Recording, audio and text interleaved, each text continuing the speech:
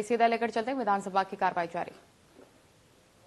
3200 को बढ़ा करके रेशम उत्पादन आदि में 4800 4800 किया गया मान्यवर। 4000 को बढ़ा करके 6000 किया गया। 4500 जो 2 हेक्टेयर से अधिक का था मान्यवर, उसको बढ़ा करके 6800 किया गया। 9000 को बढ़ा करके 13500 किया गया।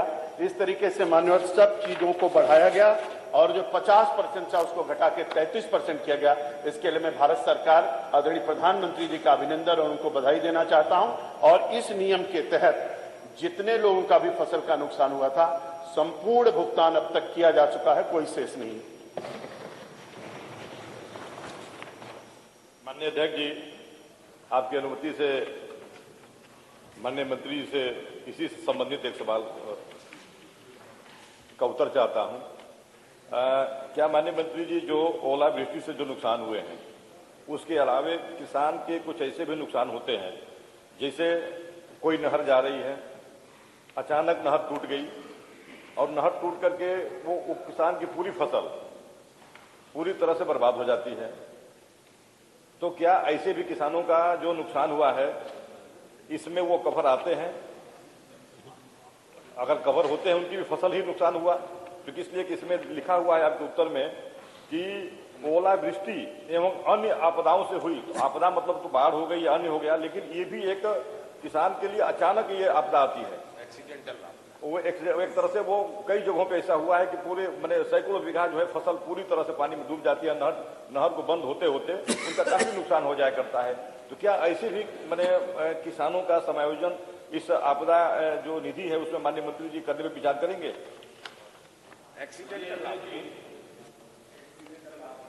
माननीय अध्यक्ष जी, जो हमारे माननीय सदस्य का प्रश्न था उससे संबंधित आपका प्रश्न नहीं है, नंबर 1।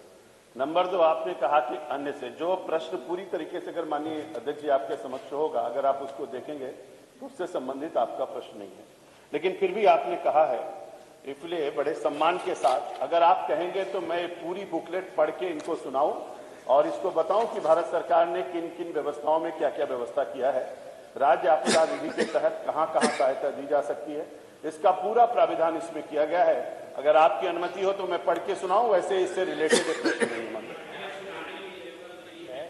माननीय अध्यक्ष जी, मैं आपकी अनुमति से जानना चाहता हूं कि माननीय श्री उमाशंकर सिंह ने स्पेसिफिक पूछा है कि जो नहर के कटान से फसल डूब जाती है और उससे फसल का नुकसान होती है, उसको इस योजना में शामिल करने पर विचार करेंगे? बस इतने केवल बता दीजिए। नहीं है तो ये जो बननी है ये भारत सरकार ने बनाया है और भारत सरकार पूरे देश का अध्ययन करके सबके लिए बनाती है। तो जो भी इसमें आच्छादित है उसका पालन अनुपालन पूरी तरीके से उत्तर प्रदेश सरकार कर रही है। माननीय नथीखा श्री आजाद अरिमर्दन जी, माननीय बेसिक शिक्षा मंत्री। भारत सरकार द्वारा साक्षर भारत मिशन वर्ष 2009-10 से संचालित किया गया था, जिसमें 15 वर्ष से ऊपर के वय वर्ग के निरक्षरों को बेसिक साक्षरता प्रदान करने के उद्देश्य से प्रेरकों का मनोनयन किया गया था। भारत सरकार द्वारा दिनांक 31 मार्च 2018 को योजना समाप्त कर दी गई है। भारत सरकार से धनराशि मांगी जा रही है, प्राप्त होते ही भुगतान कर दिया जाएगा। भारत सरकार से धनराशि प्राप्त होते ही भुगतान कर दिया जाएगा, प्रश्न ही नहीं उठता। मैं आपके माध्यम से बेसिक शिक्षा मंत्री से 4 छोटे छोटे सवाल पूछना चाहता हूँ। पहला, क्या प्राथमिक विद्यालय में तैनात ग्राम शिक्षा प्रेरकों की संख्या 2009-10 से लेकर के 2018 तक कितनी थी? ग्राम शिक्षक प्रेरकों की वेतन या मानदेय कितना दिया गया प्रतिमाह की दर से?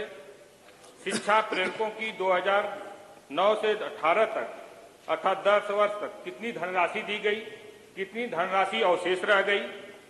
क्या भारत सरकार से कितनी धनराशि कब मांगी गई? चौथा, 10 वर्ष में लगभग शिक्षा प्रेरकों की जो कार्य सेवा उनका लिया गया, क्या उनको अन्य विभागों में या उनकी आयु में उनको छूट दी जाएगी? 4 छोटे सवाल। माननीय अध्यक्ष जी, प्रदेश का साक्षरता प्रतिशत बढ़ाने के लिए राष्ट्रीय साक्षरता मिशन प्राधिकरण भारत सरकार द्वारा 15 वर्ष से ऊपर के वय वर्ग के सभी निरक्षरों को बेसिक साक्षरता प्रदान करने के उद्देश्य से साक्षर भारत मिशन यह योजना वर्ष 2009-10 में संचालित की गई थी। योजना का शुभारंभ 1 अक्टूबर 2009 को किया गया था। साक्षर भारत योजना के अंतर्गत उत्तर प्रदेश के संबंधित 66 जनपदों कानपुर नगर, औरैया, गाजियाबाद, हापुड़ एवं लखनऊ को छोड़कर चयन किया गया था, जहां वर्ष 2001 की जनगणना के आधार पर 15+ वय वर्ग में महिला साक्षरता दर 50% से कम थी। नवसृजित जनपद शामली, संभल, कासगंज एवं अमेठी अपने पूर्व के मूल जनपद के साथ स्वीकृत किए गए थे। इस प्रकार प्रदेश में कुल 70 जनपदों में योजना संचालित की जा रही थी। उल्लेखनीय है कि उक्त योजना के संचालन के लिए वर्ष 2009-10 के प्रथम चरण में 26 जनपदों आगरा, अलीगढ़, बलिया, बांदा, बाराबंकी, बरेली, बस्ती, बिजनौर, बदायूं, देवरिया, इटावा, फतेहपुर, गौतम बुद्ध नगर, गाजीपुर, हाथरस, झांसी, कन्नौज, कुशीनगर, महाराजगंज, मैनपुरी, मुजफ्फरनगर, प्रतापगढ़, रायबरेली, संत कबीर नगर, उन्नाव एवं वाराणसी को तथा वर्ष 2011-12 के द्वितीय चरण में 40 जनपदों इलाहाबाद, अम्बेडकर नगर, आजमगढ़, बागपत, बहराइच, बलरामपुर, बुलंदशहर, चंदौली, चित्रकूट, एटा, फैजाबाद, फर्रुखाबाद, फिरोजाबाद, गोंडा, गोरखपुर, हमीरपुर, हरदोई, जौनपुर, जालौन, जेपी नगर, कानपुर देहात, कौशाम्बी, लखीमपुर खीरी, ललितपुर, महोबा, मथुरा, मऊ, मेरठ, मिर्जापुर, मुरादाबाद, पीलीभीत, रामपुर, सहारनपुर, संत रविदास नगर, शाहजहांपुर, श्रावस्ती, सिद्धार्थनगर, सीतापुर, सोनभद्र, सुल्तानपुर को सम्मिलित किया गया था। संप्रति साक्षर भारत योजना की समयावधि दिनांक 31 मार्च 2018 के पश्चात को भारत सरकार द्वारा नहीं की गई है। वर्तमान उक्त योजना का संचालन पूर्णतः बंद है। उल्लेखनीय है कि भारत सरकार द्वारा साक्षर भारत योजना अंतर्गत राज्य एवं जनपद तथा विकासखंड स्तर पर वर्ष 2017-18 में व्यय धनराशि के ऑडिट कराने के निर्देश दिए गए थे। उक्त आदेशों के अनुपालन में योजना अंतर्गत वित्तीय वर्ष 17-18 का ऑडिट कार्य संपन्न कराने के उपरांत ऑडिट रिपोर्ट भारत सरकार को ईमेल/पंजीकृत डाक से माध्यम से प्रेषित कर दी गई है। साक्षर भारत योजना से आच्छादित जनपदों से प्राप्त जिला ब्लॉक समन्वयकों एवं प्रेरकों के लंबित मानदेय की धनराशि को वित्तीय वर्ष 17-18 की ऑडिट रिपोर्ट में अनपेड लायबिलिटी के रूप में लगभग रुपया 401.25 करोड़ धनराशि दर्शाई गई है। योजना अंतर्गत कार्यरत रहे प्रेरकों के लंबित मानदेय